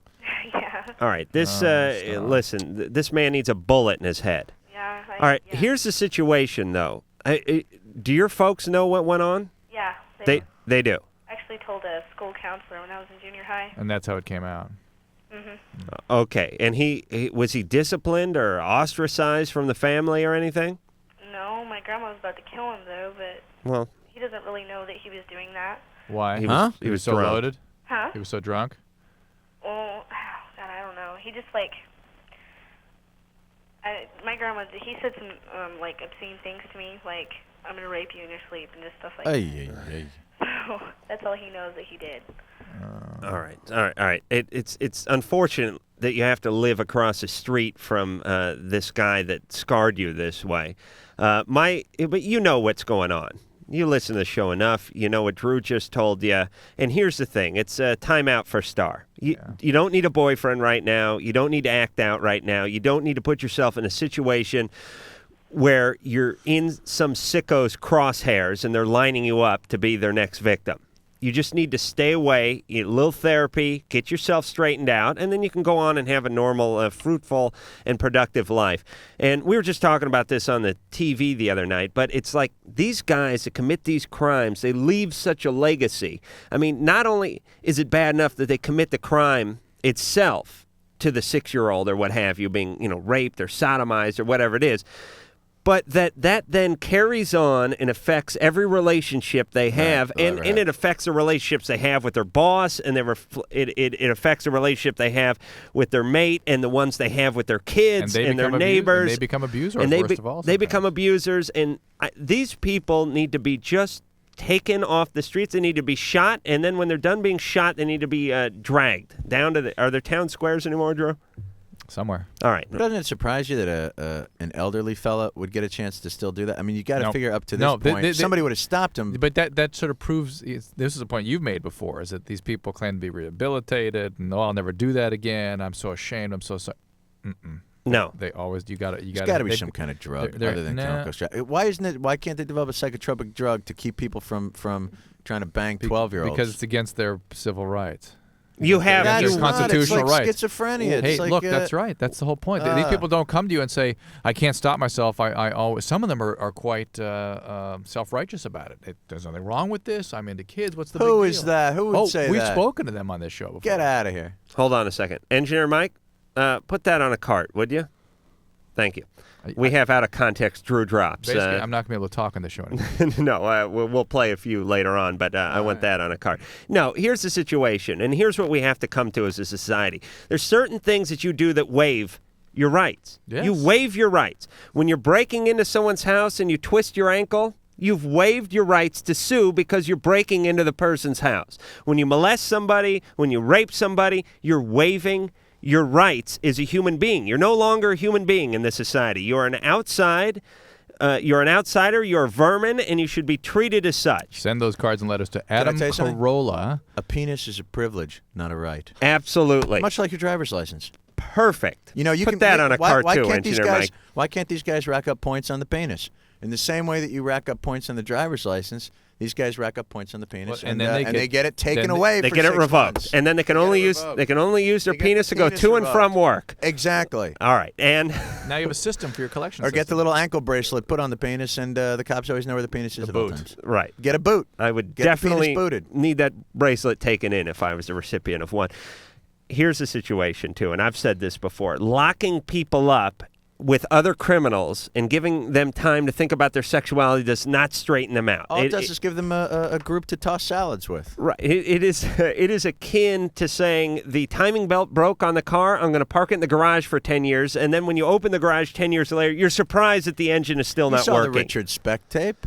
Right, the guy had breasts. He's sitting in jail doing coke. Did you see that, Drew? I heard about that. Could you imagine? And then families we'll of go those to break. people watching Imagine this Richard Speck. He breaks into a dormitory of nurses, I guess. Right. He slaughters a couple of them. A bunch of, forget a couple, like 5. Yes, in cold blood. I mean, he stalks them. He kills them. Now he's in prison. He's got a video camera. He's got as much more blow. I think he's dead now. Oh, yeah, but he died of natural causes. He should have died by having a broom handle rammed up his rectum and having it broken off, and then infection, a slow death. But the point is this. You are the family of these victims. Your 18-year-old daughter was slaughtered Can't even do it. by this animal, and you got to watch videotapes of him in prison. He's getting a sex change. He's doing mountains of cocaine. He's having sex with his gay male partners, and they're videotaping the entire thing, and you're paying for all of it. He's even quoted as saying, if they only knew how much fun I was having in prison. I mean, he's literally rubbing people's faces in it. All right. I think if his parents aren't already dead, they need to be executed as well. And we'll be back with more Nazi propaganda after this. LoveLine. And so the man stretched. LoveLine. We'll be right back. So leave a message at the beep.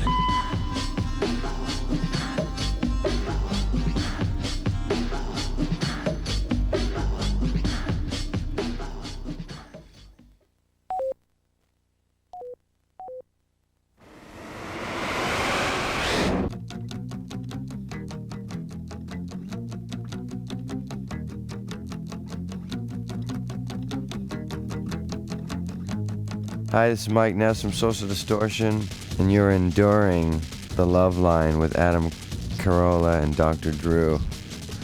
He's sober, guys. He's been sober for 10 years. He's been sober? Yeah. All right. Hey, Engineer Mike, could we clean that up so it sounds, No.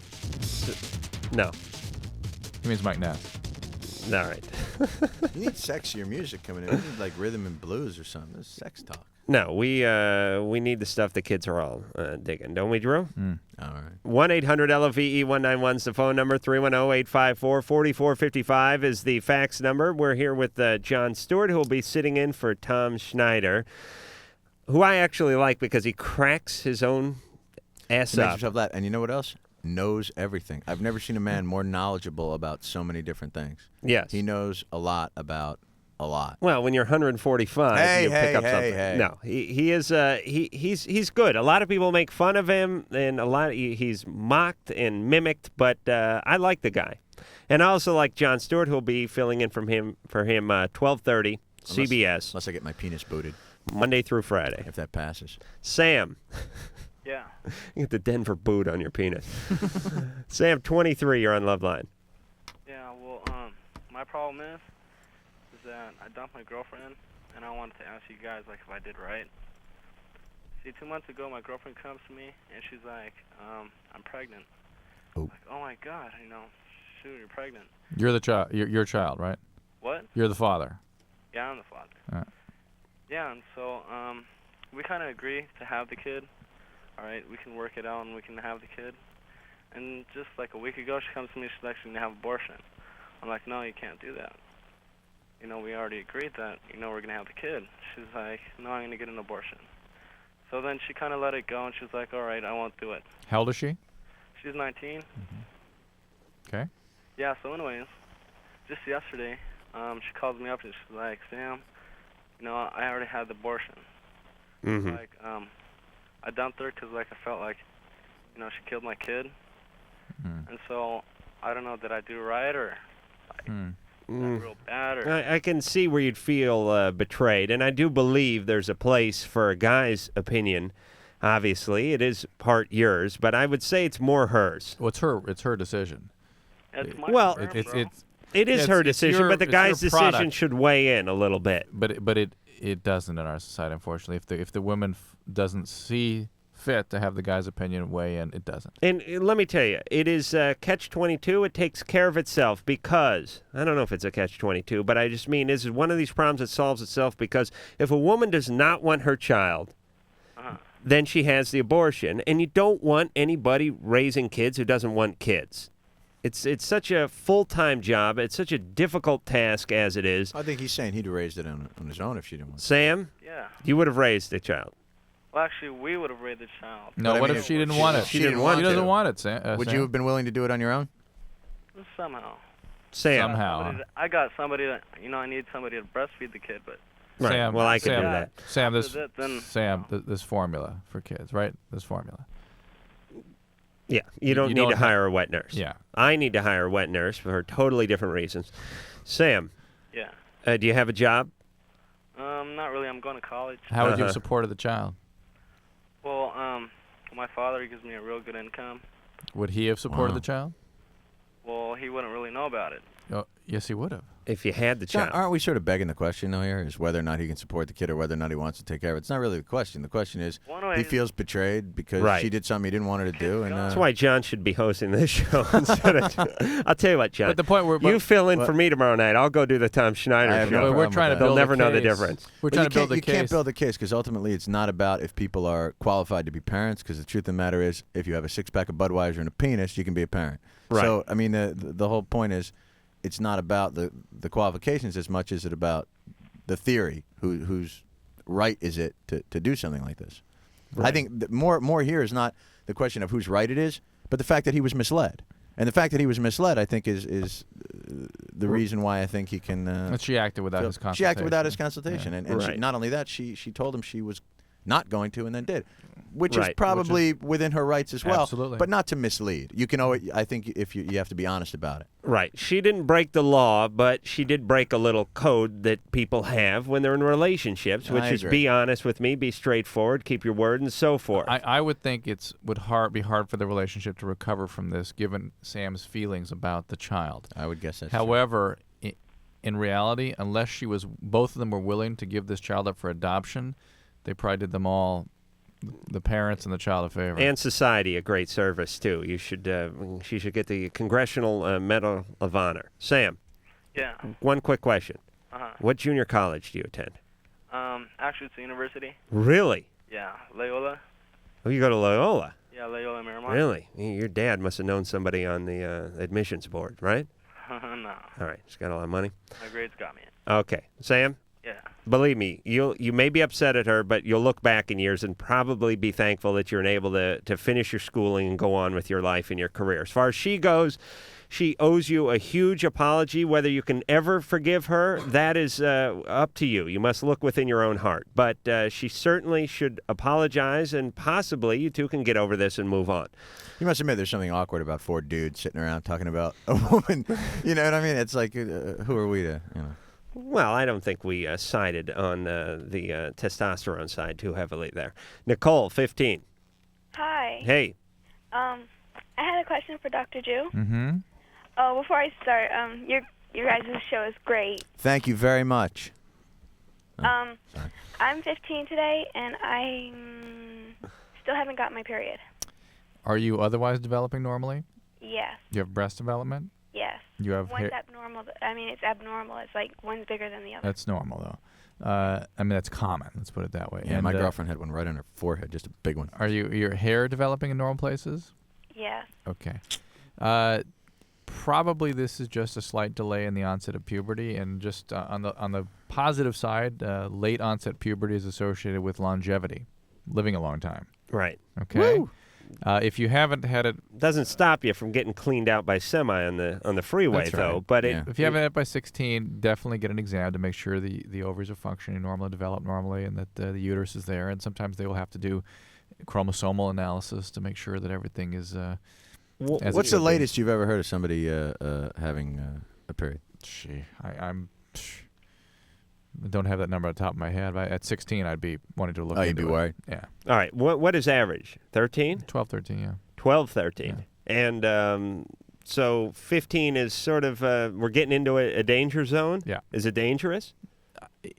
It could be a medical issue. It's not dangerous. All right. But you say wait another year and then get checked up. You're just 15?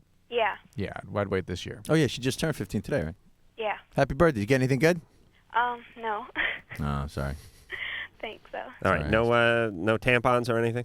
No. No, okay. All right. Wait another year. If it doesn't start up, see a doctor. But I'm betting it's going to start up. I think so. I heard you can get it just from rereading Hello, God, It's Me, Margaret. I heard you can get your period just from rereading that. Scott, 22. Hey, how you doing? You got mad Hey, when I made Scott. an Andrews What's up, Sisters reference. I know, sorry. What's your question, Scott? I was reading some entertainment magazine in the fall, and it said that, John, you were going to get a new show sometime soon. What? Are you serious? Yeah. Yeah, he already Oh my started God. it. He did. I guess that's not true, huh? No, he did it. It was canceled. Again? My God, my life is a blur. I'm on the lazy Susan of cancellation. It was called Jon Stewart's Party Machine. Yeah? Probably didn't see it. No, it's. What's going on with that? What's going on with what? Let me kiss your ass for We're a second talking here. sex here. We All right, can't go into I'd like career. to kiss. No, let's talk Yeah, about I you and your completely career. screwed up the whole. You got a question the whole though about sex, though, don't you, there, pal? What's his why name? I'm not getting enough? No. Scott. You're not getting enough? Scott. Who is? Yeah. Scott, I want to talk about John. Yeah. I went and saw a taping probably about 2 years ago of your TV show. The talk show? When you did it out here, you did it out in we did it Los out here Angeles for a week. on Right. the Lisa. We did it on the Lisa set. Yes. Drew and I are going to be. I smelled of potpourri for 6 weeks after that. Drew and I are going to be on Lisa Tuesday. Tomorrow? Are you really? No, Tuesday. Yeah. Yes. We're going to do it Tuesday. I don't know when they bear it. Now, what's the episode entitled? Just gay Nazi lovers? What's Guys who whack off a lot and the doctors who watch. I have no idea what the hell we're on there for. I'm guessing it has to do with some kind of teenage sex thing. But the point is this, Scott, and I know you'll agree with me. John's show was cutting edge. He kicked Letterman and Leno's ass. It was really a solid syndicated talk. And yet we couldn't beat Stories of the Highway Patrol in the ratings. Now, really, what's the story then? I don't know what is wrong with this godforsaken society that a guy like you wouldn't have the incredible success, and that these other mediocre posers wouldn't all just have to have part-time jobs in order to put food on the table. But this was a really good show. I was really impressed. And I, as Drew knows, I hate everyone, especially comedic competition. I thought the show was solid. All right, Scott, he'll hopefully the execs over at NBC are listening, and he'll get his own gig soon. Do you want a show? I don't know. Certainly could have one, couldn't you? I don't know. I'm sort of enjoying things right now. I work in New York at a Miramax and having a good time. Filling in from time to time for guys like for Dawn of Scott. Tony Orlando and Dawn. I go out on the road. I do a lot of state You're two fairs. of them. People don't know that. I'm having a good time. And doing some stand-up. Eating a lot of cotton candy. Do a little stand-up. You doing any writing? Yeah, that's what I'm mostly doing back in New York right now. Are you writing for stand-up, or are you writing... a movie. Oh, really? Yeah, it's called Porky 6. And it's about these young kids who go across the state lines and... get caught up the fat boss hog type. Fat boss hog type, sort of a southern guy, and I get called a kike 13 times in this movie. This is brilliant. It's a brilliant, brilliant movie. I want to be cast as the lesbian gym coach. Let me just say this: I'm writing a movie right now called Jennifer Connelly. Good. It's a movie basically where I have to cast her. And Good. She has to sit and stare at me for 90 minutes. I punch up that script every night when I get home. All right, we'll be back. This is the test. Okay. LoveLine will be where? New York. No, you idiot! Hey. LoveLine will be right back! Beep. I'll do that if you don't mind.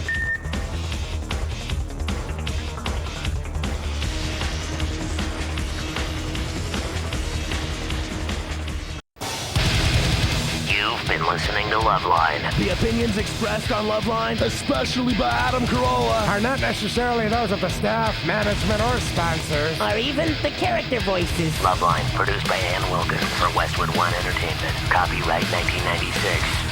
So don't even think it.